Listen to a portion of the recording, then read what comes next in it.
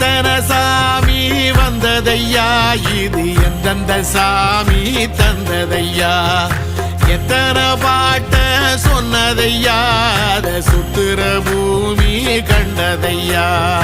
அடிச்சு வீசும் காத்துலையும் அந்த தகப்பனாச சுத்துதையா,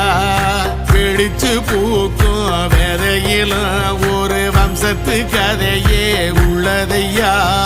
100 தலைமுறை சேர்ந்து செதுக்குன ஈர நலம் இது பாறையா,